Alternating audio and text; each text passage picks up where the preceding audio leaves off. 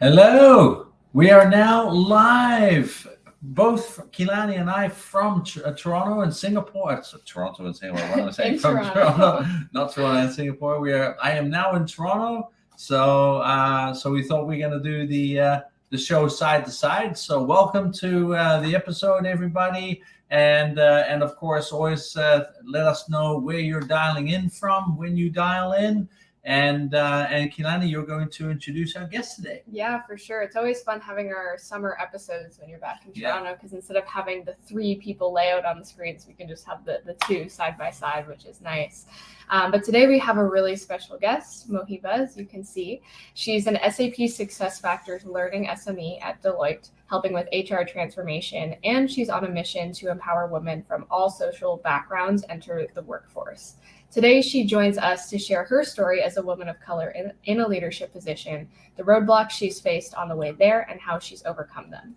We'll be talking about the importance of women of color in leadership positions, as well as inspiring younger women of color tonight. So whether you're a woman of color yourself, looking for ways to better support your coworkers, peers, friends, family, or simply interested in how you can make a bigger difference, tune in, get some popcorn or some tea, and sit back and relax. And welcome, Mohiba, to the show. Thank you for having me. I'm so excited to be on the show. This is my first show, so yeah, super excited. Wonderful. Even better. More to Even better. celebrate. I know. All right. So to get us started, do you want to just tell us a little bit about yourself? Sure. I can start off with my story because stories are very personal to me. I'm an immigrant. My family came with me and my other siblings in 2011. We migrated. I started my journey as a student at University of Toronto. I started off with studying for HR. With that, I also worked as a volunteer, which is truly something that I enjoy the most in my life. I started with a non-for-profit called AXA, which is one of the biggest non-for-profit in Asian code community, which is Scarborough. And then I started off writing my exams, taking the letter, started off my career. They offered me a full-time position there because of my work at there. And then I get got into the financial sector, and then came into Deloitte since last 6 years. I started as a Deloitte baby, being an intern, taking baby steps, and now I'm a consultant working in human capital consulting field, working towards transformation of HR technology and gaining that. That does not represent who I am as whole. I'm a person. I volunteer, like I started my story with. I'm really, really passionate about bringing, myself to the world and giving back to to Canada, to Toronto. Started my volunteer journey in 2011. Now I am on the board. I sit on the board for the same organization, and I also sit on the board for YWCA, which is Young Women Association. And then presenting women and understanding what's going on, getting getting insight about the issues our women are facing today. So that's a little bit about myself. That's Thank you. awesome.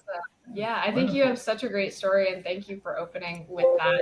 The last time we spoke and we had our intro call, I was really, really sucked into your story and blown away by what you described to me as well. You mentioned that you've overcome quite a few hurdles on your way to where you are now. Could you tell us a little bit about what you faced and how you overcame them?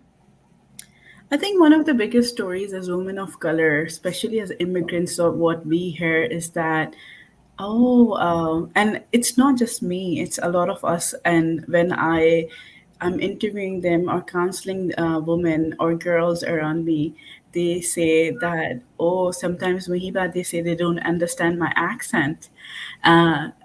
These were some of the issues that I faced when I started off with my career, where when people understood what I said.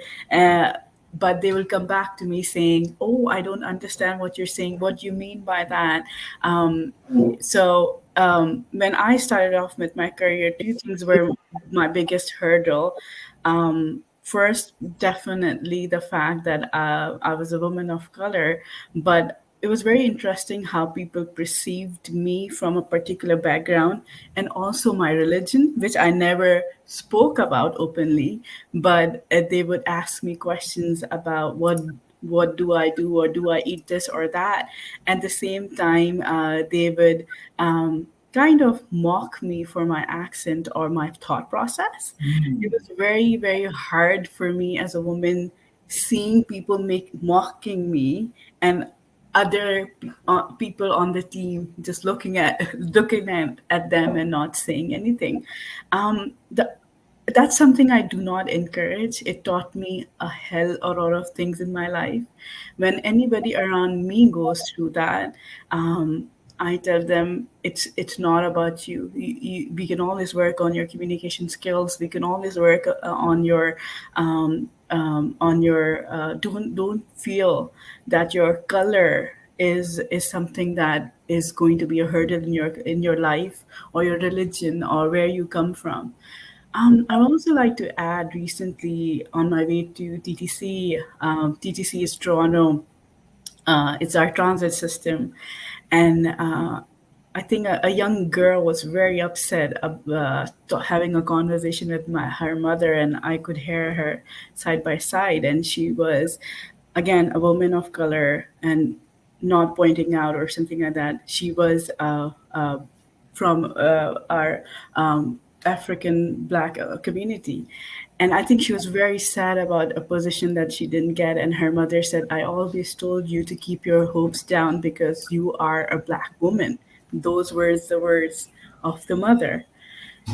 And I could see the child as very upset about it. And the moment I was walking out, because my station was there, I said, I was eavesdropping. Just want to let you know, you'll be the first one to break classes, to shed that, to Mm. go up, make an example, because you're a woman of color, you're Black. Do not let anybody ever tell you that you would not get it, or you cannot do it because you are from particular social background. Mm. Her mom teared up. She kind of teared up. And I said, you can always reach out, always listen to me, always, I'm here to listen and give you advice. But it's just one thing that you did not achieve. I always tell myself and others, that's just one hurdle that you not make it. There are so many, and there are so many exams that you can pass, or so many things you can achieve. It's just one side that, it wasn't possible. So yeah. Yeah. That's incredibly sad, isn't it? That, you know, I think there's so much messaging still, right, in society for and really for anybody that it doesn't fall within, some form of norm, right? There's so much messaging there that that they don't meet that norm, right? And so therefore they're not going to be successful, right? And it's for me, for example, it was my mental health. When I was diagnosed with clinical depression and anxiety as a teenager. I never saw myself as normal, right? So very often I also set very low standards for myself, for so I wouldn't be disappointed when every time I got fired from a job because I couldn't keep a job, because I didn't have the mental fortitude to keep a job. I would tell myself it was because I wasn't normal, right? And I think that is one of the major dangers, right? It's not even necessarily about what society says. It's when we start telling ourselves, Yes. right? That's Yes. that's when it becomes such a dangerous thing. And so good for you for kind of stepping up and saying something. I wish there was somebody in my life who early on in my life said, "Hey, what do you mean? You're not right. You know what I mean? It's like, and I think that's something that we should all be cognizant of. It's I remember reading a link a little while ago on it was a LinkedIn quote, and I thought it was rather good, but not completely correct. And I think it was from Huffington, and who said, every time a woman speaks up, right, she speaks up on behalf of all women. And I actually disagree with that. I think whenever a woman speaks up, she speaks up on behalf of herself because she needs to. But I think when a man speaks up for a woman, he speaks up for all women, right? And that we need more men, for example, speaking up on behalf of women leadership, which is still not happening enough Yes. in this world today. And I think that is such an important thing for us to really acknowledge here as well, is that we need more, more of us, us guys, stepping up and saying, hey, we need to start seeing this differently. We need to start doing things differently. And until then, I think that's when we can really kind of speak up for everybody. And I learned, like, on that note, that I learned how to speak for others because of those incidents, because I saw people mocking me or making fun of me and others being quiet. I really wish somebody would have just stood up for me, Yeah. and nobody did. They saw that, this has happened. Mohiba was going through that. I teared up. I cried in those cubicles before COVID because that used to happen. And I wish somebody could have just said that, Mohiba, what they did wasn't called for, or something like that. It's not you, it's them. But nobody did. And I learned that if in my life anybody goes through that, I will be there, stand up for them, and maybe there will be their voice. Maybe they need me, or a word of courage can help or change their moment. For sure. And what I love when you told the story about your experience on the TTC is how you act on exactly what you just said. You have this belief or this rule for yourself to always reach out and help other people. And I can really see in you that you always follow through on that. And what you mentioned when you were speaking about that story, and I don't know if this was an intentional phrasing, but I love the way you said you're going to break through ceilings because you're a woman of color. And I think it's such great messaging, because we hear oftentimes you'll break through ceilings despite being a woman of color, or despite being a woman, or despite mental health issues. Yeah. And I love that it was phrased, you'll break through ceilings because of who you are. Yeah, because I think it was at that moment that a messaging was going on. I don't think so the mother was intentional about it. I won't blame the mother. But maybe she had those incidents when she was not given those opportunities because she was a woman of color. Yeah, and she didn't want her daughter to be, in Yeah. pain, and she wanted to try to, at least help her daughter feel better somehow, right? And but it is unfortunate that ends up being the messaging, right? Yeah. And it is so true that so many people, receive that messaging still on a daily basis. Yeah. Yeah. Sure. True. I agree. And you mentioned that a lot of your experience was kind of people making fun of you or speaking down to you. Were there ever people around you who you could look up to as women of color, or people who you felt connected to or felt that supported you in your journey? Initially, it was very, especially when I was in university, and this is the major reason I do mentorship at University of Toronto, because I couldn't find myself. It was very LinkedIn wasn't the as common as it is today. It was starting off when I started studying and I was in my school. People didn't use it a lot. It was very difficult for people to access people.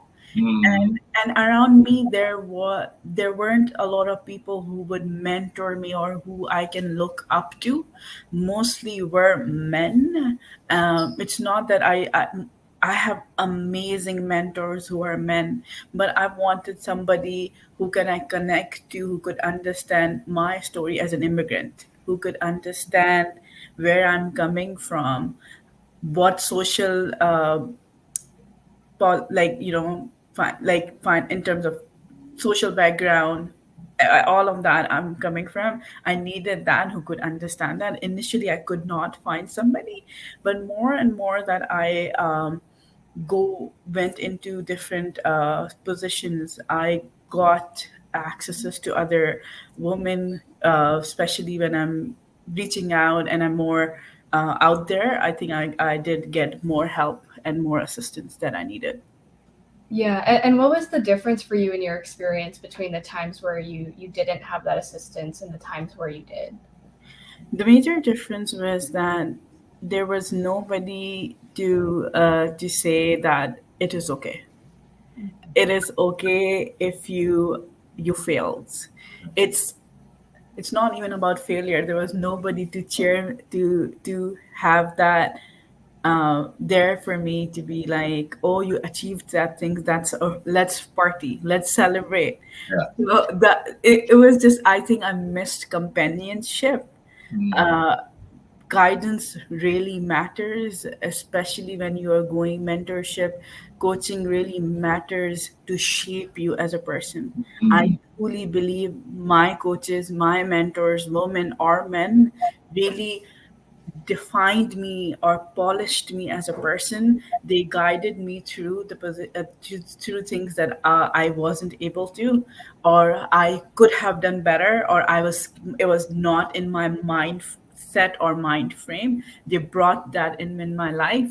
So that was the biggest difference then and now, is that the fact that I have people who would be like, who would advise me, who would celebrate with me, who would cheer me up at the same time. If I have a setback, they would listen to me and they would be there for by my side to have an ear. It matters a lot. Mm.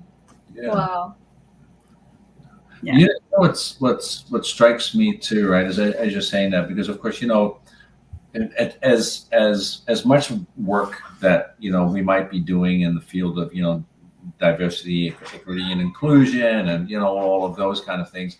Um, there is still a tremendous disparity, right? With, especially when we start looking at leadership positions in corporations, right? You see Yeah. the percentage of just women to men, not even women of color, just women to men, still so significantly smaller than than men, right? And in order for us to create a balance there, we still have a lot of work to do, right? And you mentioned that the not having a support system in a sense, right? Kind of that can feel very lonely in those positions. I can imagine, like, just every single woman in the place of leadership, and I coach many women leaders. How lonely that must feel sometimes, right? Because there isn't that support system, like, within the organization. There aren't many people they can turn to really kind of talk these things through. And as where of course men don't have that issue because they're surrounded by men. And that already puts them at a tremendous disadvantage, right? And so I can see that just that challenge in itself can prevent a lot of female leaders from growing and climbing in organizations if they're not supported internally and proactively. Yeah, for sure. Yeah, what was the one statistic you were saying the other day? There's, I think, more men named John in leadership positions than there are, is it women in general? Women, yeah. That's and this is CEOs. Yeah, so Okay. more CEOs in the United States named John than there are women CEOs in general in the United States. Yeah, so kind of tells you something about that, that imbalance that we're still seeing, right? Areas, and it still shows you how much work we still have to do in that whole space. Yeah, for sure. Yes, 100%. Yeah, and what I think is really powerful about what you were just sharing too is that the difference in your experience between when you had a support system and when you didn't was huge. It was kind of, you listed almost all of the aspects or characteristics that we learn about in terms of being successful in something or having longevity in something. And Mhm. that difference is huge in just simply having a support system. And Yeah. with the work that you do now, connecting with and mentoring younger women of color and inspiring them to move up in their careers and get into the workforce, what kind of difference are you seeing, or what kind of impact does it make in their lives to have role models who are women of color as well? I think the biggest thing that I try to do is to develop friendship. Doesn't matter they're younger girls. I'm trying to be young. So I learned so much from them. We develop where I really enjoy mentoring because I develop it starts with friendship, getting to know each other, understanding each other inspiration, what do you want to do. So my conversation would rotate around, okay, what are we doing? What is our action plan? What are we trying to achieve? How do we get there? What resources I can provide to get you over there. A lot of time, we, especially when we're young, we are very afraid to reach out and expand our network. Mm. We are still figuring it out. So when we go through those conversations, I create a plan in my head, write it down in my first session. Okay, we will do work on LinkedIn as your platform. Uh-huh. The very famous word that I say, your LinkedIn is your Instagram. Uh-huh. You have to market yourself. You have to brand yourself. You have to come up with your game when it comes to your LinkedIn. It's not because um, it's better than Instagram or LinkedIn is better than vice versa. What I'm trying to achieve is that we our social life and our personal life can merge together at the same time, grow our network, build friendships, be personalized, be open. I wasn't. I would say, hey, my name is Mohiba. I'm trying to know. Tell me your story. What did you watch on the TV? We discuss shows. So Mm. that's something I try to do when I'm mentoring them, so that I've always seen my mentees coming in very timid. Oh, Mohiba works at Deloitte. She is a girl who works in human capital or consulting. She might be very cold or warm, or she might not.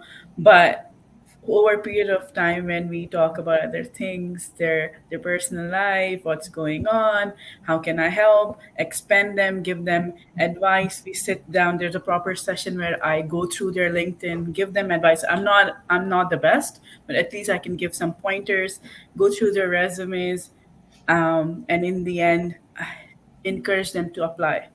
There are times that I always scored this, and that's for my from my professor.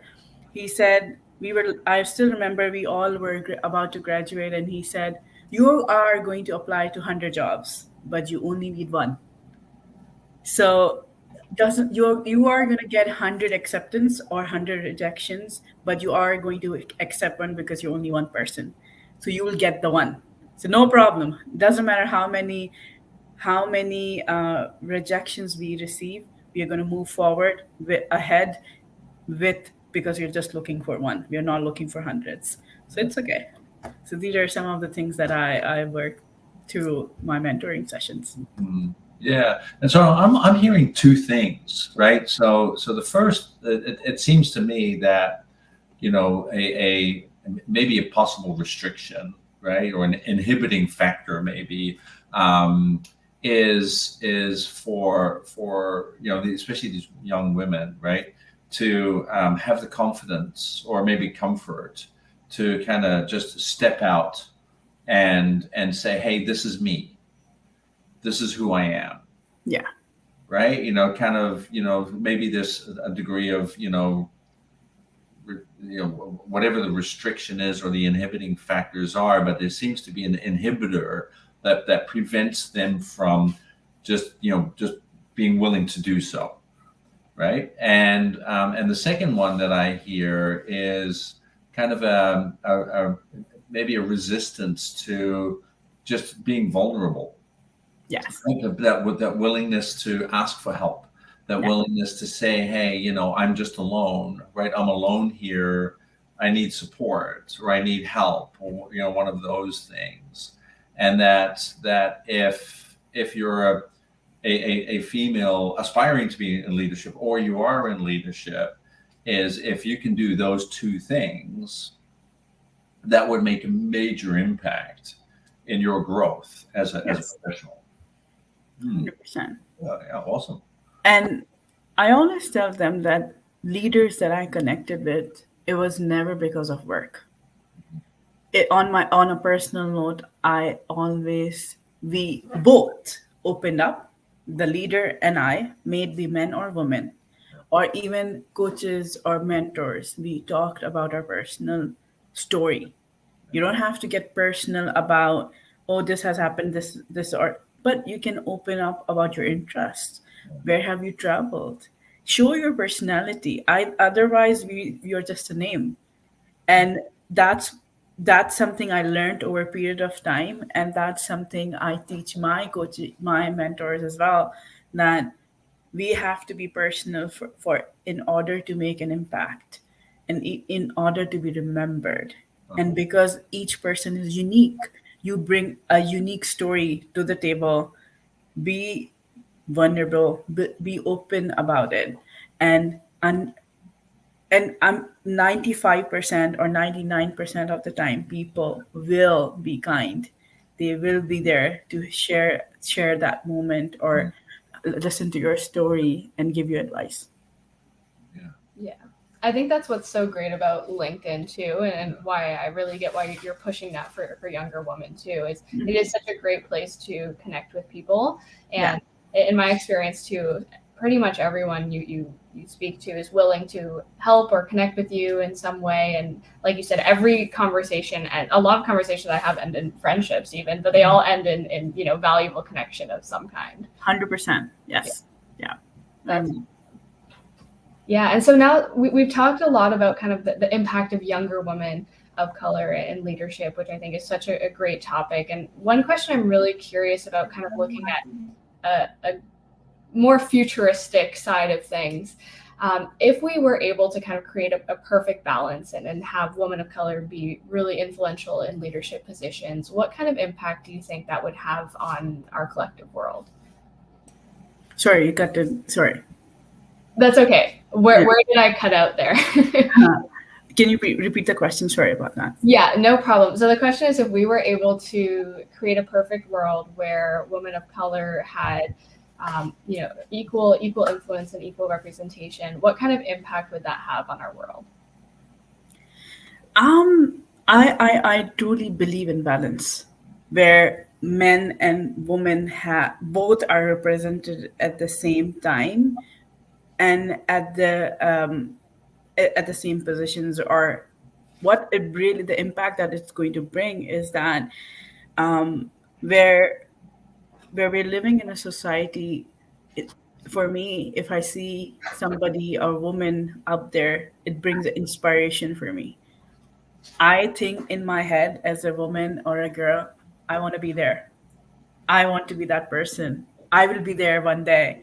That's just me. I want to grow up like her. Oh, that inspiration. Another thing, a point that comes in, where we talk about work-life balance.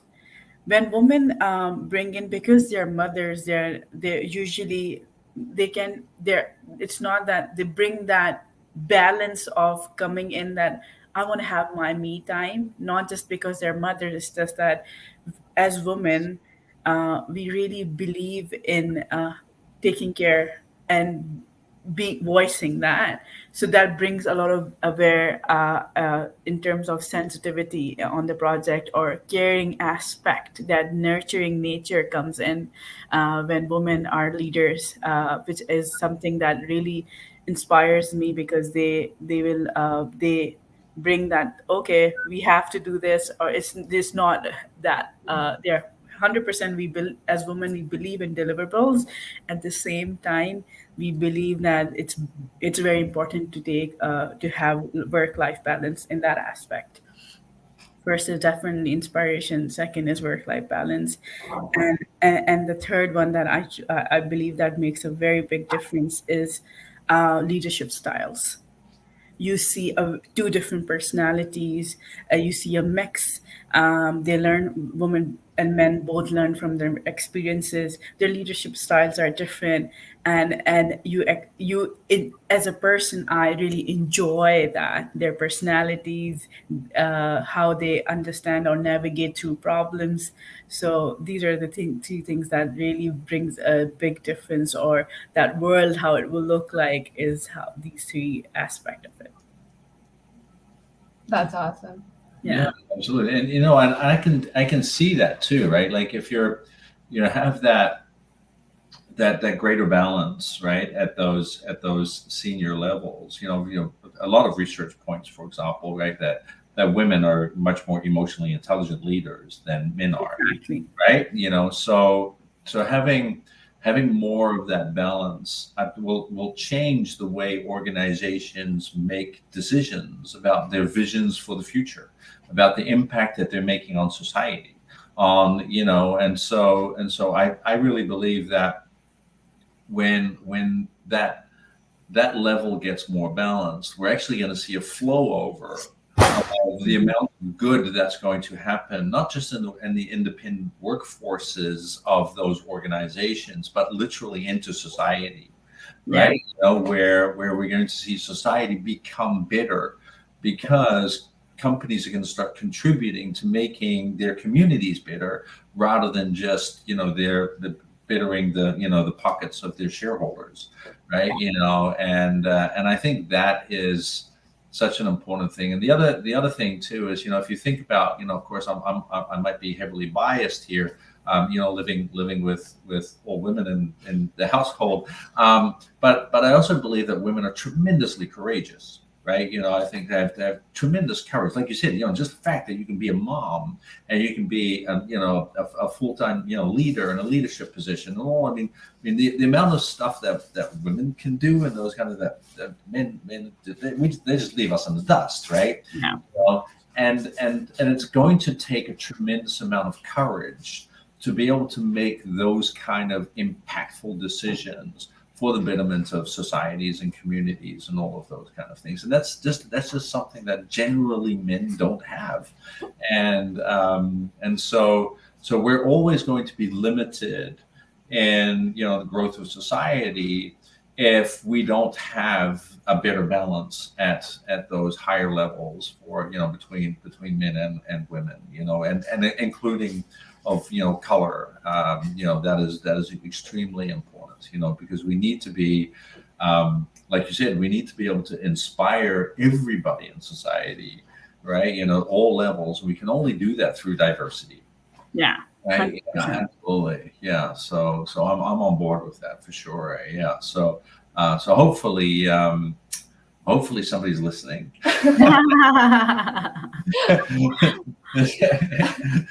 We'll just keep reposting it. Yeah, that's right.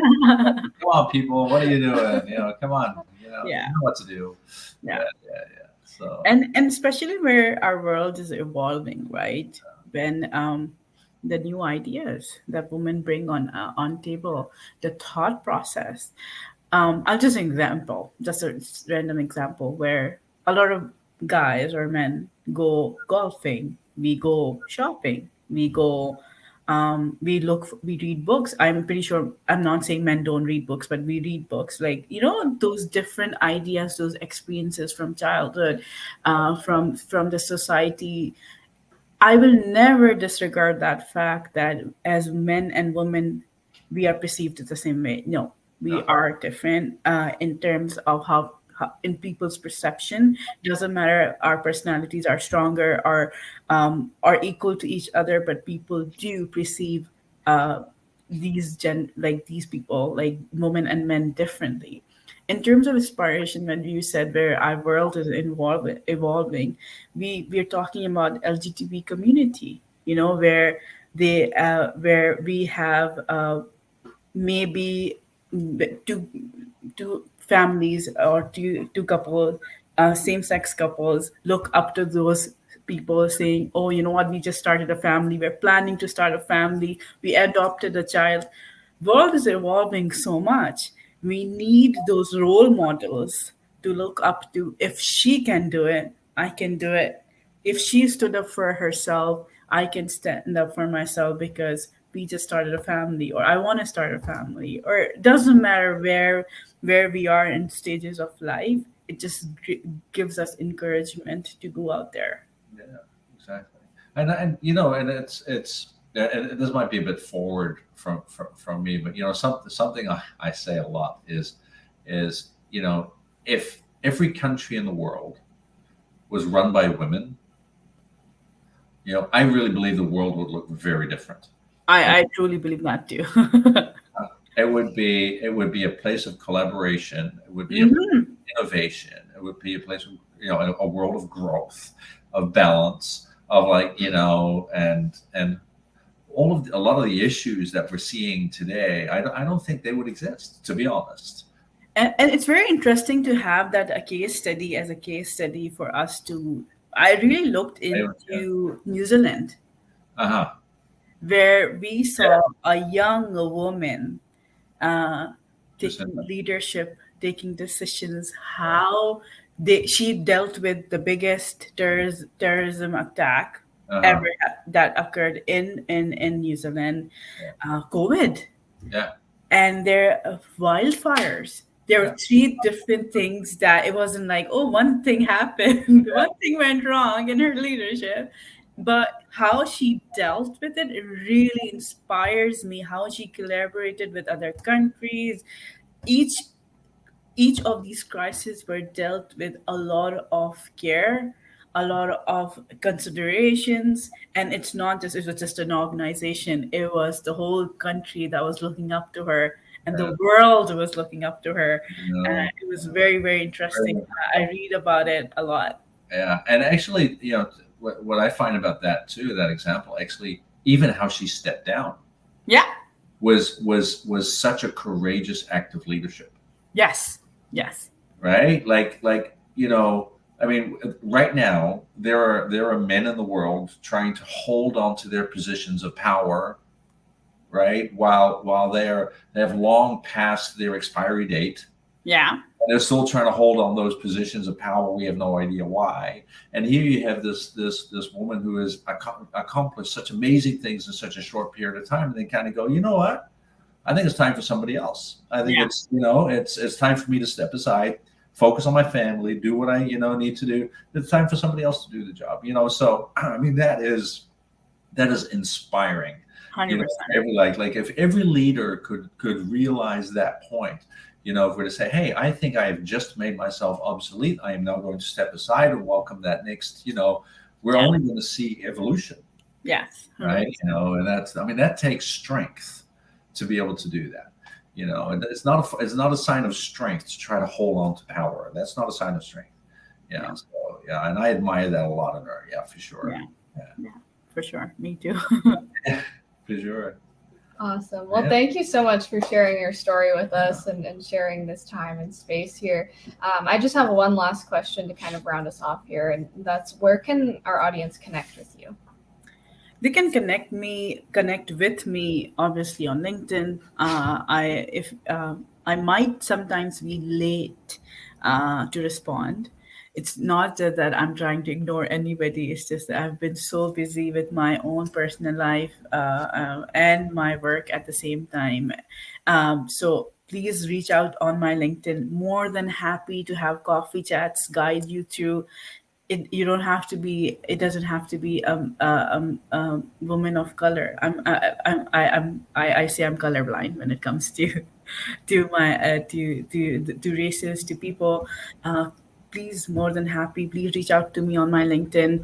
I will connect to you personally, and we can always set up coffee chats and take it from there.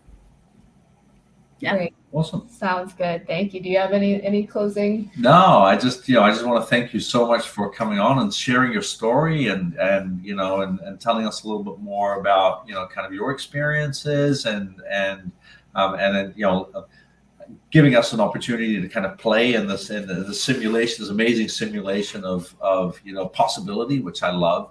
And hopefully somebody gets to listen from this and gets to be inspired, and and we can maybe make an impact on somebody. So thank you for joining us today.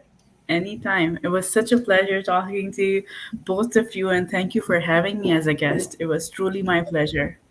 Of course, anytime. And now you have a live show under your belt as well. Thank you. I really appreciate it. Yeah. Perfect. Right. Well, to our audience, I just put Mohiba's LinkedIn link in the comments, so you can easily click on that and connect with her there. Definitely recommend reaching out to her and connecting with her. That's how we met. I think it was probably 3 years ago now. Yeah. We connected for similar reasons, and we've been connected ever since. And if all of our audience enjoyed this episode, please comment one word that sums up your biggest takeaway from our conversation with Mohiba tonight. We'd love to hear that, whether you're watching live or the replay, we'd love to see. And for more videos like this and more conversations like this, please subscribe to our YouTube channel, which I'll link here in just a second, as well as our LinkedIn page, so that we can continue having important conversations like this one. And as always, if you're interested in speaking as a guest during one of our live streams, or know someone that you'd like to see on here as a guest, either message me or Marcel and we'll have a chat. For sure. I'll let them know. Perfect. Thank you. Awesome. Perfect. I'm going to just put our links in here. I'm sitting further from the computer than usual, so we're adjusting. Yeah, that's my fault. I take up a lot of space. Yeah. All right, there we go. Now we should have all of our links in there, including Mohiba's profile. Perfect. All right. Awesome. Well, in that case, thank you everybody for watching, and we will see you in our next episode. Awesome. Thanks, everyone. Right. Okay. Bye. Bye.